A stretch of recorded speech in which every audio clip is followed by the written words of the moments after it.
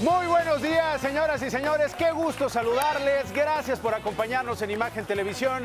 Bienvenidas y bienvenidos a DPC. Amigas y amigos que durante años fueron despreciados por el amor de su vida. Amigas y amigos que durante años le estuvieron ruegue y ruegue a alguien que nunca les hizo caso. ¿Te pasó, no, Chino? A muchos nos ha pasado, a muchos que nos están viendo les pasa. Piensen en esa persona a la que le rogaban salir. Oye, acéptame, Maricho, acéptame un cafecito. ¿Y qué te decía? Nel, ño. Maricho decía, yo pago, yo te invito, yo invito los tacos de tripa, de suadero, yo pago todo. ño. Y te decía que no. Oye, ándale, aunque sea un besito, cuando se podía. Un besito cuando se podía, señora. Y que no nos pelaban, ¿te acuerdas? ¿Cuántas personas no han pasado por eso? Personas que les ruegan a otras personas salir con esas personas y que esas personas dicen, no, persona, no quiero salir contigo. Bye. Ese es su crush, esa que nunca les hizo caso, que siempre le hacía menos, señora y señor, amiga y amigo que nos está viendo en Facebook, que les daba largas, que ponía cualquier cantidad de pretextos con tal de no aflojar ni el cinturón. Señora, señor, es momento de revisar los chats con esas personas. Chino, espérate. Es momento de revisar los chats con esas personas y reclamar lo que nos prometieron esas personas que nos hicieron fuchi durante años. Venga. Revisen esos chats, señora, señor, amiga y amigo. Bueno, señor y señor, muchos ahí viendo ahí con grúa, chavo de la grúa, ¿no? Que en realidad no es el chavo de la grúa viendo los mensajes, ¿no? Vulcanizadora 2, no. Los casados no, y las casadas no, también no manchen. No. O sea, busquen esos chats con la gente a la que le rogaban y que no les hizo caso. ¿Por qué digo esto? Porque encontré, entre mis mensajes, entre mis chats, un mensaje, una conversación. Miren, es del 30 de octubre de 2016. Le pongo yo, bueno, no te molesto más. La última cosa, ¿qué posibilidades hay de que vos y yo... Ajá.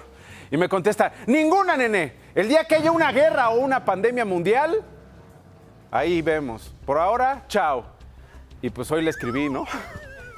Hoy le puse, Olis, ¿qué hubo? ¿Cuándo vamos por la pandemia, no? ¿A qué hora sales por la pandemia? Es momento. Entonces, ¿qué? Crucen los dedos. Los voy a mantener informados a ver qué me dicen. Me llegó este meme, pero fíjese, no sé cómo interpretarlo, señora, señor. Ahí está la imagen. 10º día de cuarentena. Es la mano de un chavo que dice, güey, ya... ¿Por qué se quejaría tanto la mano? Supongo que por lavarla tanto, ¿no? Bueno, el que aparece en los memes un día sí y otro también es el gobernador de Puebla. Fíjese, además es un meme muy cruel, un meme muy irresponsable, por cierto, hecho discurso. Es el gobernador de Puebla, Miguel Barbosa, el gobernador de Morena, además, partido en el poder federal.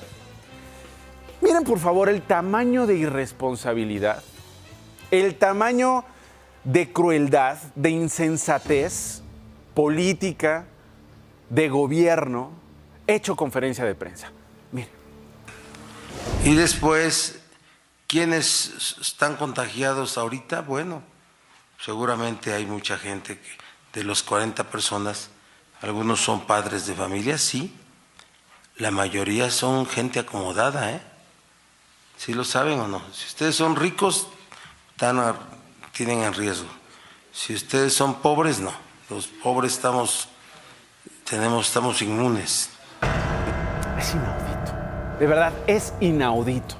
En medio de una pandemia, en medio de una crisis sanitaria, un gobernador, el gobernador de Puebla, de Morena, Luis Miguel Barbosa, con un discurso así de irresponsable. Un dato, por supuesto, absolutamente falso. ¿Entonces no me voy a curar? Maricho ya diciendo así, no, Maricho, no, Chino. Es falso. Una declaración que hace gala de ignorancia. De total y absoluta ignorancia. Este no es un virus que distinga clases sociales, que distinga cuentas bancarias, cultura, ignorancia, propiedades inmobiliarias. No es así. No, hasta me da pena aclararlo, Chino.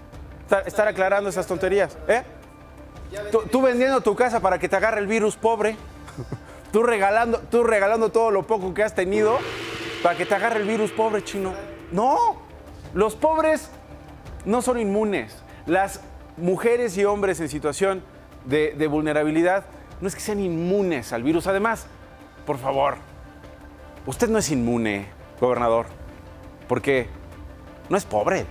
A ver, tampoco es pobre, ¿no? Basta ver su declaración patrimonial. Fíjense, ayer revisamos su declaración patrimonial. Lo que registró, porque ya sabe, señores, lo que registran los políticos, lo que les conviene, ¿no? Y al precio que les conviene, fíjate. Dicen que no están casados. Y luego dicen que no están casados, saludos. Chu, chu, chu. Bueno, fíjense, primero, una casa en un terreno de 360 metros cuadrados con una construcción de 374 metros cuadrados. O sea, tú estás en una casita de 20 metros cuadrados, Chino, ¿no? Está en el baño, la cocina, la sala, mirando la azotehuela, ¿no? De un paso llega a la cocina. No, este es un caso, no. Además, era la casa, fíjate, en Coyoacán, en Francisco Sosa, que era de Miguel de la Madrid. Imagínate nada más el lujo. Es de Barbosa. No puedes. Dime un pobre en este país que tenga una casa de ese tamaño. Las casas ahí, además, en ese barrio, cuestan, ¿qué? Por lo menos 20 millones de pesos. ¿Y en dólares? O en dólares, unos 7 millones de dólares. Ya como está el dólar ahorita, hermano. Bueno, dice que le costó 10 millones de pesos y que lo compró a crédito. Bueno, dime qué pobre puede pedir un crédito de 10 millones de pesos. ¿A qué pobre le pueden dar un crédito en el banco de 10 millones de pesos? Luego, tiene otra casa, sí, en un terreno de 134 metros cuadrados. La construcción es de 245 metros cuadrados. En la Cuauhtémoc, papá. Pero ya es más chiquita. Ya es más chiquita, pero la compró de contado. Dime qué pobre compra de contado una casa que dice que costó 1,300,000 pesos. Oye, qué ganga. Oye, ¿por qué a los políticos siempre les toca gangas? ¿Un ofertón? ¿No? Tú, Chino, te la pasas buscando colonia tras colonia y te dejan ir precios como de Coyoacán. ¿No? Y mira el gobernador de Puebla. Y la compró de contado. De contado. Siguiente. En Tehuacán, Puebla, otra casa. No puede ser, ya para. En un terreno de 116 metros cuadrados con una construcción de 209, señora y señor. ¿Ya quisiera usted? La mitad de los 100 metros cuadrados de construcción. No es vecindad, no es vecindad. Y que fue una donación. Y que la reporta con un valor de 46,200 pesos. Es que en el estado es más barato. ¡Tiene un edificio! Edificio. 133 metros cuadrados el terreno, 363 metros cuadrados de construcción en Tehuacán, Puebla. También fue una donación. Oye, qué pobre suerte tiene. Tiene una donación. 46,000 pesos dice que es el valor del inmueble porque fue una donación. Me imagino que solo fueron las escrituras. Pero además de estas tres casas, una en Coyoacán, una en Cuauhtémoc, un edificio en Tehuacán y otro edificio y otra casa en Tehuacán, tiene otra casa en Tehuacán. Esta es una de las casas, ¿no? Esta es la casa de Coyoacán, mira. Esta es la casa que tiene el gobernador de Puebla, Miguel Barbosa. O sea, sí se ve bien pobre, ¿no? Pobre, pero pobre. Pobre, pero pobre, ¿no?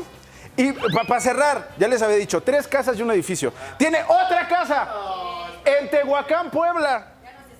552 metros cuadrados de terreno, papá. Pero está en obra negra. Por si te parecían chiquitas las otras, ahí te va una propiedad grandota. 552 metros cuadrados, 160 metros de construcción. También en Puebla, la compró de contado. De contado, a ver. Soy pobre, a mí no me va a dar el virus, ¿no? No, de contado. Y dice que le costó 562,000 pesos. Oye, qué ganga. Ganga o abusos, ¿no? ¿Qué le hicieron a quien la vendió, Por eso está pobre, oye, porque se gastó. Oye, por eso está, exacto. No, lo que pasa es que me quedé pobre con todo lo que ya pagué. Exacto. ¿Y ahora qué hago? Ya me quedé pobre con todo lo que pagué de mis casas y de mis edificios. Por favor, o sea, pobre. ¿Y los 90,000 pesos que gana al mes qué? ¿Ya quisiera un pobre ganar 90,000 pesos al mes? Eso no lo ganan los pobres. No hay que burlarnos de quienes hoy mueren, señor gobernador, mueren por ser pobres, mueren en la pobreza. Y los que sobreviven sufren por estar en situación de vulnerabilidad y de tener una clase política que trafica con ellos electoralmente. A los que siempre les prometen salir de la pobreza, pero a los que nunca sacan de la pobreza. Porque terminar con la pobreza de ellos es terminar con el jugoso negocio de los programas sociales. Si se acaba la pobreza, ¿qué prometen para ganar la gubernatura de Puebla? Exactamente. Trafican con los programas sociales para los pobres que terminan en campañas políticas, todos esos millones de pesos, o en cuentas privadas. Por cierto, hay una imagen de Miguel Barbosa, nada más para que vean la seriedad con la que toma un gobernador en Puebla el asunto de la influenza. ¿Tienes el video, Marquito? Por favor, ponme el video. Había un primer caso ya y lo que significaría que el primer caso fuera de la capital y también preguntarle los reportes. Ve nada más cómo tose. Y también preguntarle capital y también preguntarle... le tose encima del, parece ser el secretario que está dando la conferencia. Cuando llevamos semanas rogándole a usted, señora, rogándole a todos los que nos ven, por favor, tosan de etiqueta hacia adentro del codo. El gobernador... Por cierto, los pobres son los que están pagando las consecuencias de gobiernos que no han sido capaces de brindarles infraestructuras de salud, por ejemplo, para salvar estas y otras crisis. Bueno, el asunto económico es un temazo que no se termina de reflexionar en minutos o en horas, ¿eh? ¿Qué le preocupa más a usted? Le pregunto. ¿Los contagios por el coronavirus? Seguramente sí. ¿Las muertes que han habido por el coronavirus? Seguramente sí. Pero yo creo que también le preocupan las consecuencias económicas y las consecuencias sociales a las que nos vamos a enfrentar en 3, 2, 1, ya. Ya te tardaste. Y ya me tardé en contar, chico. Sin duda, a ver, todo es atendible, todo es preocupante. Uno no desea que haya muertos por el COVID-19 o que los contagiados la pasen mal. Uno no lo desea. Pero viendo el comportamiento del virus, parece que ayer decía un poco Hugo López-Gatell respondiendo a una reportera que le hacía una pregunta en la conferencia de las 7 de la noche. Lo dijo en una conferencia mañanera cuando dijo que lo mejor que le podía pasar al presidente es que se contagiara para que se volviera inmune. Ayer, pues el subsecretario también lo confirmó. Hasta ahorita la evidencia científica marca que si te contagias y tienes síntomas leves, pues es lo mejor que te puede pasar. Porque podrías tener esa inmunidad. No hay casos que compruebe la ciencia que recaigan o que se vuelvan a contagiar, ¿no? Lo mejor que te podría pasar ahorita es que no tengas síntomas o que sean leves y luego seas inmune y sigas tu vida normal en medio de la crisis. O que si te da, salgas avante, salves la vida con ayuda de los médicos y las enfermeras y enfermeros, con ayuda de los expertos que están dando todo, que están dando la vida en el mundo para salvarnos. Cada día sabemos que el virus no respeta ni edad, ni género, ni nada, ni cuentas bancarias, según señor gobernador de Puebla. Pero tampoco las crisis económicas respetan absolutamente nada en estos tiempos de cambio, de orden que se vive en el mundo. Y su economía, que hoy está ahí, mire, en el suelo. El día de ayer había en el planeta miles de infectados. Vamos a reportar en unos instantes más la cifra exacta de muertos. Pero fíjese nada más, esos infectados y esos muertos no se comparan con lo que provoca el tabaco en el mundo. El tabaco mata al año a 5 millones de personas. Y todos estos años hemos estado tan tranquilos con esa epidemia que deja muy buenos dividendos a las tabacaleras. Y eso sí, ningún fumador ha reportado que es obligado a fumar con una pistola en la cabeza. O ustedes saben una historia de alguien que está obligado a fumar con una pistola en la cabeza. 5 millones de muertes al año. Digo, tampoco sabemos que las tabacaleras construyan hospitales para atender a los enfermos por el consumo de sus productos en el mundo. Y hemos estado muy tranquilos todas estas décadas. Cada día mueren, repito, diario, por hambre en el mundo, 22,000 personas. ¿Por qué esto no nos alarma tanto como nos está alarmando el COVID-19? Esto es algo que está ocupando hoy a los científicos sociales. Hay muchas respuestas a eso, ¿eh? Están encontrando muchas respuestas a eso y creo que nosotros tenemos muchas respuestas a ello. Entre ellas, entre estas respuestas, que estamos pues muy raros de nuestros umbrales de impresión y de pánico ante las indignantes epidemias que nos aquejan desde hace tiempo, o que ya esas epidemias nos parecen normales. Es la normalidad. Con el COVID-19 muchos apuntan a que la preocupación en el mundo y particularmente en México debe centrarse ahora en lo social y en lo económico, es decir, las consecuencias que los paros generen, que los despidos generen. Y hoy en México miles se están quedando sin ganancias, sin fuentes de ingresos, sin trabajo y por consiguiente sin comida para ellos y para sus familias. En lo social, pues bueno, preocupa cuando la gente entra en pánico o pierde sus empleos, formales o informales, opta por buscar otros, pero a veces no lo consigue y pues algunos participan en saqueos, optan por delinquir, por hacerse de dinero y recursos a la buena o a la mala. Sin trabajo y con hambre, ¿qué le depara a México en los próximos meses? Ni modo que se queden en sus casas las mexicanas y mexicanos a esperar que los alimenten o que les caiga el dinero del cielo. La pregunta ahora es, ¿las instituciones, los gobiernos de todos los niveles en México están preparados para salvar la vida de sus jefes, los ciudadanos? O sea, ¿de usted? ¿A través de la infraestructura de salud? Parece que tampoco. O por lo menos no hemos visto un plan integral. Algunas acciones se dan en las realidades locales con los gobernadores que toman la batuta, Claudia Sheinbaum en la Ciudad de México, Enrique Alfaro en Jalisco, lo que anunció ayer el de Michoacán, el de Guanajuato, la gobernadora de Sonora. ¿O es el plan el que se presentó antier en el gobierno federal, el que vamos a seguir de aquí a unos meses y ese nos va a salvar? El que se cancelen todas las clases en el país, la suspensión de eventos y las concentraciones de más de 100 personas.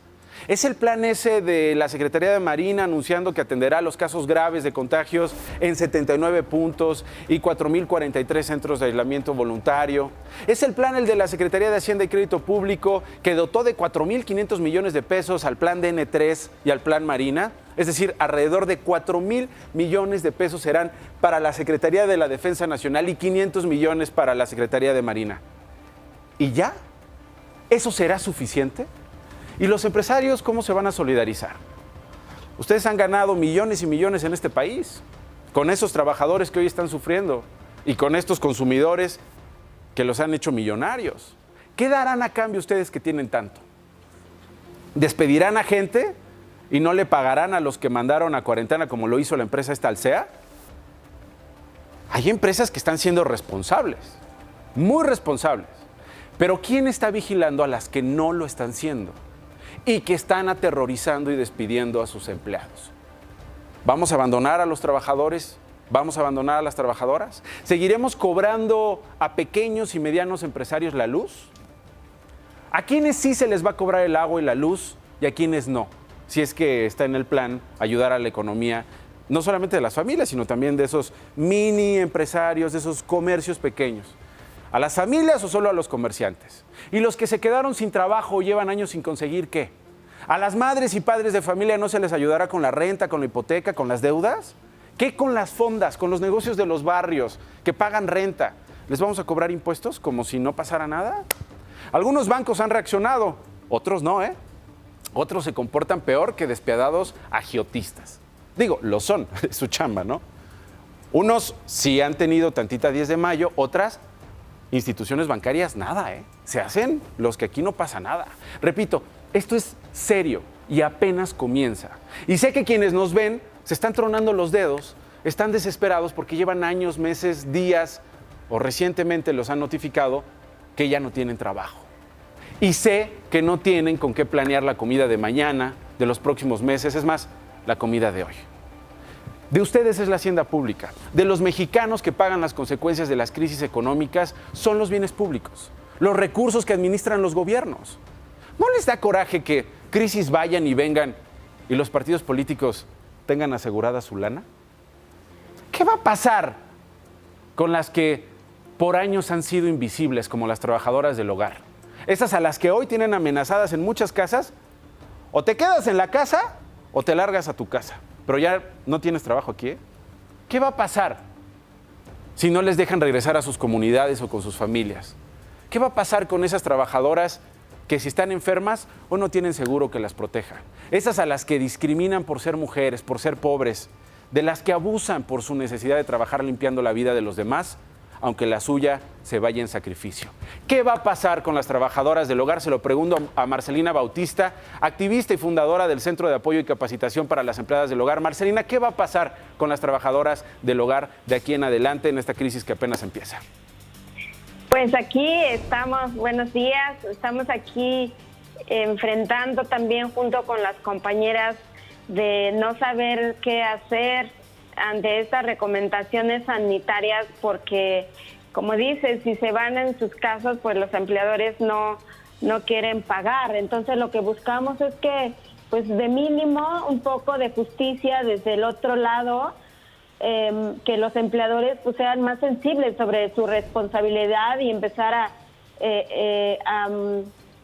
registrar a las trabajadoras y proveerles la protección y seguridad social, y pues también que garanticen a seguir las indicaciones sanitarias, ¿no? Y si presentan ellas síntomas, si están enfermas, si tienen que irse a su casa en esta emergencia, pues que su salario sea cubierto y los demás derechos, ¿no? Entonces, estamos viendo trabajadoras que cuando estamos diciendo esto es tu derecho, entonces de antemano ya te están diciendo lo que van a hacer sus empleadoras con ellas. No me lo va a pagar, nunca lo ha hecho, nunca me ha dado vacaciones, nunca estoy enferma y sigo trabajando. Entonces, esa es la condición que se están enfrentando las compañeras en este momento. Uh-huh. ¿Y qué hay que hacer entonces, Marcelina, frente a esta situación que atraviesan tus colegas? Pues lo que estamos haciendo es, bueno, primeramente es no despedir a las compañeras, seguir las indicaciones de la Secretaría de Salud y sobre todo proteger a las trabajadoras con pues todas estas recomendaciones que se están dando y no recargarles tampoco el trabajo, ya que en estos momentos pues tienen mayor trabajo en las casas, porque o están los niños o están los empleadores. No deben de bajarles el salario, flexibilizar más el horario. Entonces pues las trabajadoras deben de exigir esos derechos y los empleadores deben de cumplirlos. Uh-huh. Y facilitarles además, si toman la decisión de regresar a sus comunidades y quedarse una cuarentena, 2 cuarentenas en sus comunidades, pues garantizarles el sueldo, Marcelina. Sí, justo cómo seguir estas indicaciones. Sabemos que no sabemos hasta cuánto dura como esta cuestión. Entonces las trabajadoras del hogar no podrán ir a sus casas porque pues no están aquí porque precisamente no tienen los recursos necesarios, y entonces cada vez que se enfrentan a esta situación, justo porque no tienen los derechos garantizados en el trabajo, como la seguridad social o un salario justo que correspondan a las actividades que ellas realizan. Entonces buscamos que también los empleadores empiecen a colaborar, y porque esto creo que es una prueba a los empleadores también, y estamos clarísimos de que nadie esta crisis ahora pues ya no está escogiendo quién se va a enfermar y quién no, y a eso voy, que las trabajadoras del hogar tampoco son inmunes, ¿no? Claro. Bueno, fíjate que dice el gobernador de Puebla, Miguel Barbosa, que los pobres son inmunes. Sí, con esa información creo que desorienta más y corremos más peligro, por supuesto. Gracias, Marcelina. Ya estamos en comunicación. Marcelina Bautista, activista y fundadora del Centro de Apoyo y Capacitación para las Empleadas del Hogar. Los periódicos. Excelsior. Hay 25,000 millones de pesos para rescatar microempresas. Reactivarán economía con créditos. El gobierno federal entregará 1 millón de préstamos por 25,000 pesos para que pequeños establecimientos puedan afrontar la crisis derivada del COVID-19. Reforma. Preocupan ventiladores, advierten especialistas falta de equipo. Indican que en fase 3 podrían requerirse unos 20,000 aparatos y solo existen 5,000. El Universal. Promueven saqueos por Facebook. Van 42 robos a tiendas y 50 detenidos en el Valle de México. Guardia Nacional realiza operativo de comercios. Milenio. Organización Mundial de la Salud. México un paso adelante de Europa en medidas preventivas. Pandemia fase 2. La organización anticipa que llegará la hora del toque de queda. Expertos buscan tratamientos basados en medicamentos contra lupus y ébola. The New York Times. Senado aprueba una respuesta al virus, $2 billones. Estado contra estado. Gobernadores limita visitantes. The Washington Post. Regateo tardío retrasa votación sobre proyecto de ley de rescate. Los casos en Italia superan los 1000 como la propagación del virus. Las pruebas se aceleran. El País. Un tercio de la humanidad vive ya confinada por el virus. España en alerta por la pandemia. El aislamiento social se aplica ya en 2.600 millones de personas en el globo. Las muertes en España ascienden a 3.434 y superan las de China. El positivo de Carmen Calvo pone el foco en el papel de Pablo Iglesias.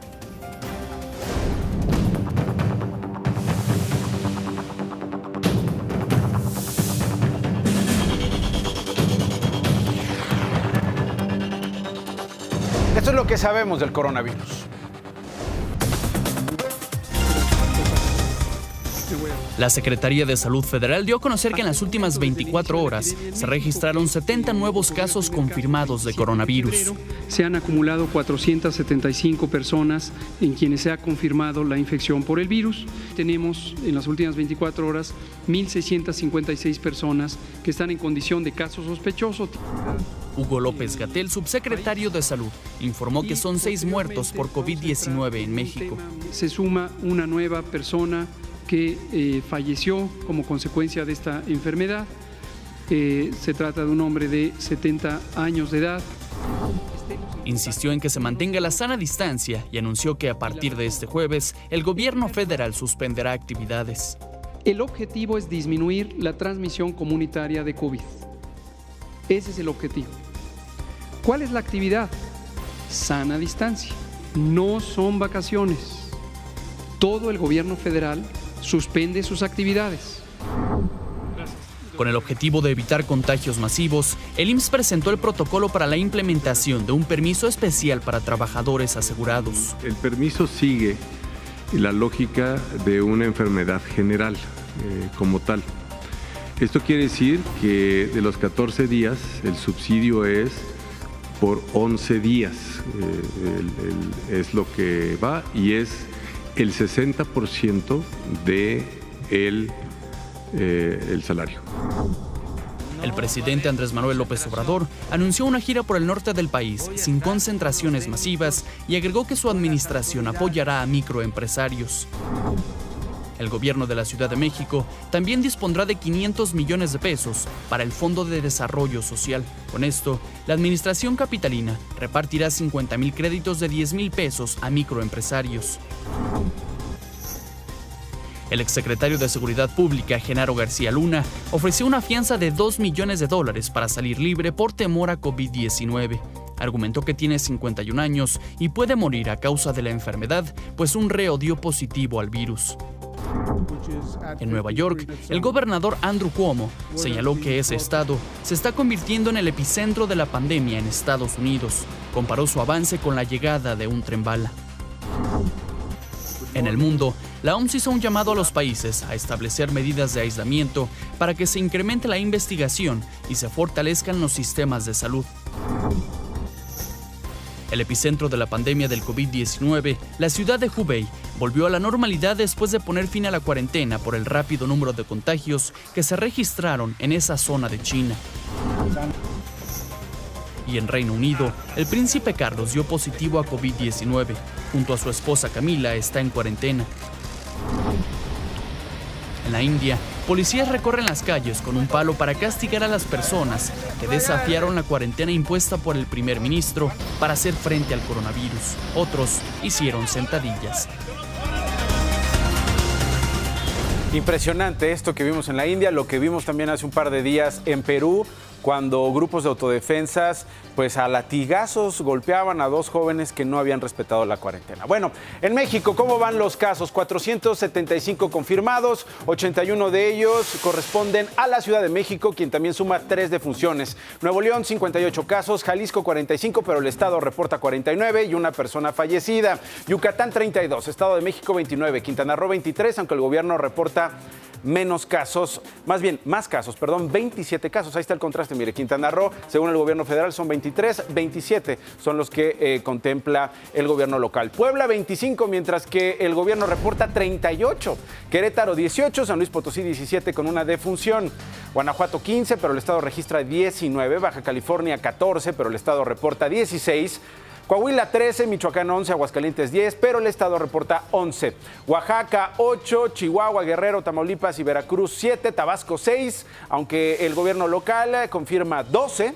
Hidalgo 6, el gobernador confirma 8. Baja California Sur, Sonora y Durango 5 y una persona fallecida, aunque el gobierno reporta 6 personas contagiadas. Nayarit y Sinaloa 4, Chiapas y Zacatecas 3.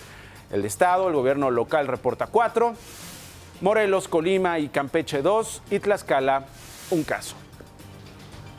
Hasta este jueves 26 de marzo a nivel internacional se reportan más de 462,000 casos confirmados de COVID-19, 20,599 fallecidos en 195 países ahora. En el continente asiático, los más destacados, China reporta 81,848 contagios con 3,287 muertos, Irán 27,017 contagiados, Corea del Sur 9,241 con 124 muertes, Japón 2,019 contagiados con 45 muertos, Rusia 658 positivos de COVID. En África los casos en el sur, en Sudáfrica son 709, en Egipto 456 con toque de queda, 302 en Argelia. En Europa los casos de COVID-19 tienen estos números. En Italia ya son 74,386 los contagiados, con 7,503 muertes. En España van 49,515 infectados y 3,434 defunciones, cifra que supera ya a los fallecidos en China.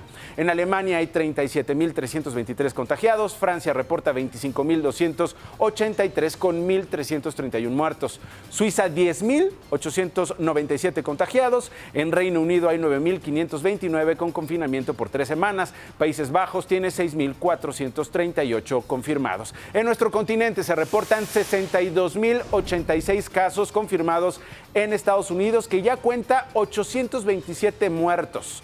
3,197 en Canadá con 27 muertos. Hay cierre de negocios en las provincias de Ontario y Quebec. 2,433 en Brasil con 47 fallecidos. 1,211 en Ecuador con toque de queda. 1,142 en Chile con cuarentena total por 7 días, 558 casos confirmados en Panamá, 475 decíamos en México con 6 fallecidos.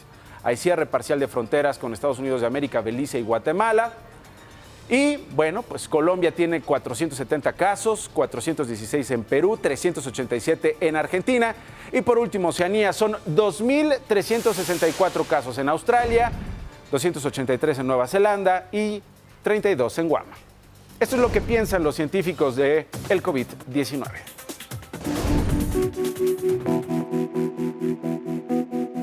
Las acciones que se están tomando en torno a clausurar los espacios públicos, en clausurar los espacios abiertos y retornar a los hogares. Esto implica para nosotros un dato interesante porque se modifica completamente las relaciones y las interacciones sociales. Es decir, se modifica completamente el sentido de sociedad que tenemos hasta ahora. Porque de alguna manera lo que vemos ahora es que las interacciones se reducen en espacios pequeños y donde las emociones están a flor de piel. Las emociones, lo que vendría siendo el pánico, el miedo, la angustia, el enojo y el conflicto van a estar a flor de piel. Tenemos estos dos ámbitos. Por un lado, en el ámbito micro, lo que tenemos es una reconfiguración del concepto de hogar, porque se vuelve público y privado a la vez, se vuelve el trabajo, pero también la zona de convivencia, y se van a potencializar más el tema de las interacciones. Y a nivel global es el tema del concepto de riesgo, la conciencia del riesgo en el que vivimos hoy. Y aunado en estos dos puntos, entre lo que es el microcosmos social y el macrocosmos social, que es el hogar y el tema del concepto de riesgo, tenemos en medio el tema de las tecnologías, el tema de lo digital. Si anteriormente había una cierta queja o había cierta alabanza al tema de la tecnología, hoy se vuelve un tema crucial, tanto no solamente para comunicaciones, sino también para mitigar muchísimo este tipo de angustias. Esto sabemos sobre las pruebas en México del COVID-19. La Secretaría de Salud Federal publicó la lista de los 51 laboratorios públicos y particulares autorizados para realizar el diagnóstico. Olarte y Yacle es uno de ellos. Realizan visitas a domicilio a quienes cumplan con los requisitos de sintomatología y receta médica. El precio de la prueba es de 3,400 pesos. Biomédica de Referencia, en su sucursal de Montes Urales de la Alcaldía Miguel Hidalgo, en la Ciudad de México, también la realiza, siempre y cuando las personas presenten síntomas. El costo es de 3,300 pesos. Sin embargo, en otros laboratorios, los precios van de los 2,000 a los 10,000 pesos. Yafet Tirado, reportera del Grupo Imagen Multimedia, acudió a un laboratorio, luego de que estuvo en contacto con un caso positivo de COVID-19. Y ellos te reciben, les comentas que tú vas a realizarte esta prueba. Lo primero que van a hacer es darte una ficha, una pequeña ficha que tú colocas en tu ropa, en un lugar donde esté visible. Yo me formé en la fila. En esta fila teníamos mucho cuidado de mantener un espacio de distancia de 1,5 metros. Había quien incluso dejaba un espacio de 2 metros para esperar a poder pasar. Posteriormente, los técnicos proceden a realizar un cuestionario. En primera, si tú regresaste de un viaje en el extranjero. Después también te preguntan si tuviste contacto con alguna persona que hubiera viajado a alguno de los países donde hay más casos de coronavirus. Te preguntan también si tuviste contacto con alguna persona que diera positivo a COVID-19, como fue en mi caso. Y por último también te preguntan si tú ya tienes algún tipo de síntomas o de los síntomas más comunes con este virus. Al entrar al laboratorio se llena un formato con datos generales. Además incluye un párrafo donde se aclara que si el resultado es positivo, se enviará a la Dirección de Epidemiología de la Secretaría de Salud. Viene una doctora o algún técnico, te muestra que el tubo de muestras que porta en la mano tiene ya tu nombre y saca de ahí son como una especie de cotonetes, 2 cotonetes o una especie de cotonetes muy largos. Estos los inserta en tus fosas nasales, en ambas. El resultado de la prueba será enviado por correo electrónico en un lapso de entre 48 y 72 horas. La Universidad Nacional Autónoma de México también realiza pruebas. Encontrarán una manera de sanitizar sus manos y un cubrebocas, que pasarán a una sala de espera con su sana distancia. En esa sana distancia serán abordados por médicos y enfermeras para resolver un cuestionario, otros médicos que realizarán la consulta. Esta consulta será con el fin de detectar la infección respiratoria. Una vez que esta ha sido diagnosticada, serán enviados al laboratorio para su toma de muestra. Esa toma de muestra será un exudado faríngeo y un exudado nasofaríngeo. El servicio se brinda únicamente a estudiantes académicos, trabajadores, administrativos, personal de confianza y de apoyo de la UNAM. De Pisa y Corre, Jorge Gutiérrez Chamorro. Ahora, acuda solamente a hacerse una prueba si presenta estos síntomas: fiebre, tos seca, estornudos, dolor de cabeza, malestar general y dificultad para respirar. Según la Organización Mundial de la Salud, el 80% de los infectados desarrollan síntomas leves, el 14% falta de aire, el 6% insuficiencia pulmonar, shock séptico, falla multiorgánica y riesgo de muerte, solo el 6%. Más noticias. En la comunidad de Nueva Italia, municipio de Mújica, Michoacán, pobladores encapuchados amenazaron y agredieron a personal de la Secretaría de la Defensa Nacional. Los soldados habrían detenido a 3 hombres y la gente exigía su liberación. Tras el altercado en la instalación militar, algunas personas robaron equipo y vestimenta militar, la cual fue repartida entre varios sujetos. La Coordinación Nacional Antisecuestro dio a conocer que en julio del 2019 a la fecha se han desarticulado 82 grupos delictivos dedicados al secuestro y detenido a 689 presuntos responsables, además de liberar a 541 víctimas en todo el país. También se atendieron 973 casos de extorsión y fueron liberados 60 migrantes privados ilegalmente de su libertad. Las aplicaciones de Internet desde las cuales se está comenzando a trabajar desde casa y las que se usan para el entretenimiento podrían colapsar y en un caso extremo toda la red en México. Especialistas hicieron un llamado a hacer un uso responsable del Internet, ya que explicaron la infraestructura de acceso a Internet o proveedores de Internet no están diseñadas para soportar un aumento del 70% del tráfico. La Secretaría de Economía reconoció que se ha registrado desabasto e incremento injustificado de precios en pollo, huevo y tortillas. La titular de la dependencia, Graciela Márquez, afirmó que el gobierno no permitirá alzas indiscriminadas en los precios de productos básicos, por lo que se ha puesto en marcha una revisión de precios en establecimientos comerciales a la par de la Procuraduría Federal del Consumidor. Un tribunal británico se negó a otorgarle libertad al fundador de Wikileaks, Julian Assange, pese al riesgo de contraer COVID-19. Ante esto, Assange, reclamado por Estados Unidos por las revelaciones de su portal, permanecerá en prisión preventiva en el Centro de Alta Seguridad al sur de Londres. Pausa y regreso.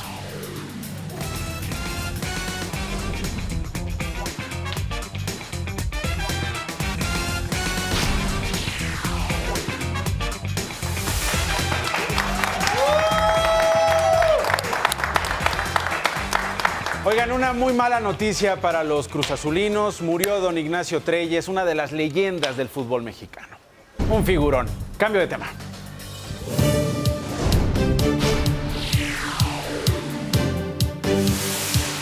Por el delito de violencia familiar fue detenido el exalcalde David García del municipio de Tapilula, en Chiapas. El pasado 22 de marzo, este hombre agredió a su pareja sentimental en la habitación del hotel denominado Las Palmas de Puerto Arista, en el municipio de Tonalá, también en Chiapas, por lo que fue detenido por elementos de la Policía Estatal tras el llamado de auxilio de la víctima. Estamos nosotros mandando un mensaje de que no habrá impunidad y mucho menos en un delito que tanto lastima a la sociedad, que es violencia contra las mujeres. El Ayuntamiento de Jojutla, en Morelos, saludos a Morelos, lanzó una campaña con el uso de drones para invitar a la gente que no se concentre en los parques públicos y que regrese a sus casas. Estos drones se acercan si ven un grupo de personas juntas y les dicen: regresa a tu casa, estamos evitando el contagio del COVID-19. Los aparatos son utilizados normalmente para labores de seguridad, pero ahora son auxiliares en esta emergencia. Mire. Entonces, bajo este esquema, pues está resultando efectivo. Cuando vemos que en alguna plaza pública hay gente, pues les mandamos el dron también para invitarlos a que se vayan a sus casas, a que realmente no estén en espacios abiertos, públicos y en el cual estén en contacto con más personas. ¿Hay más noticias? Con el voto unánime de todas las fuerzas políticas, el Pleno del Senado aprobó en su última sesión una reforma que convierte a la reconstrucción mamaria en un derecho de las mujeres en hospitales públicos a nivel federal. En la Ciudad de México, 24 personas fueron detenidas por robos e intentos de saqueo a tiendas de autoservicio, de productos electrónicos y tiendas de conveniencia en las alcaldías Cuauhtémoc, Iztacalco, Iztapalapa y Gustavo Amadero. Luego de que las autoridades sanitarias declararon la fase 2 de la contingencia por COVID-19 en México, Lourdes Rodríguez, enfermera intensivista del Hospital General Tacuba del Iste, lanzó un SOS en sus redes sociales para solicitar a la comunidad mexicana que la ayuden a recolectar envases de refresco de plástico de 3 litros y acetato para hacer caretas y así poder proteger a sus compañeras que van a estar en contacto directo con los pacientes contagiados. 5 presos murieron en motines registrados en 2 cárceles de la provincia central argentina de Santa Fe, donde los reclusos reclamaban mayores medidas de prevención ante la pandemia del COVID-19. Nos vamos, gracias.